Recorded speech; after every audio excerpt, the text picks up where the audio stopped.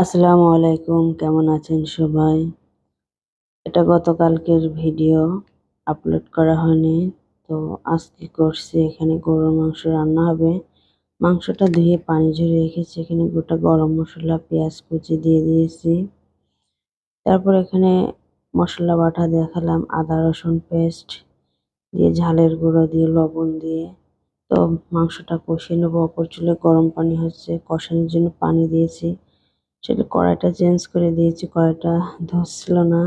তো মাংসটা কষানো হয়ে গেছে। এখানে ঝোলের জন্য পানি দিয়ে একটু আলু দিয়েছি, হলুদের গুঁড়া দিয়েছি। নামানোর কিছু আগে এখানে বাটা মশলা আজকে দিচ্ছি। গুঁড়া মশলাটা আর দিইনি, ওপর থেকে হালকা একটু গুঁড়ো মশলা ছড়িয়ে দিয়েছি। এখানে মাছ ভুনা করছি। মাছ ভুনাটার ভিডিও হলো না, ফোনে একটু ডিস্টার্ব দিচ্ছিল, ওই কারণে ভিডিওটা নিতে পারিনি।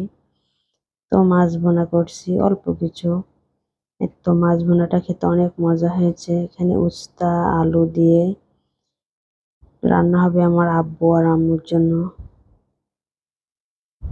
তো কিছু মাছ দিয়ে রান্না করছি। তো অপর চুলায় ইঁচড় রান্না হবে। এখানে পরিমাণ মতন তেল দিয়ে, পেঁয়াজ কুচি, আদা রসুন বাটা, ঝালের গুঁড়া, হলুদের গুঁড়া, জিরার গুঁড়া। ইঁচড় রান্নার ভিডিও তো অনেক আছে।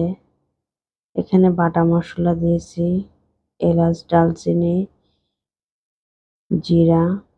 সামান্য একটু পানি দিয়েছি মশলাটা যাতে না পুড়ে যায়।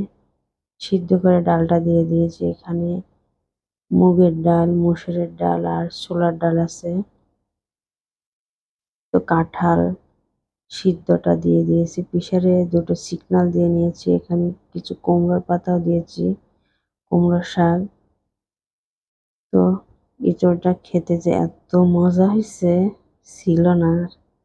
এত রান্না করছি। তো এঁচোড় 2 পাত্রে ঢেলে রেখেছি।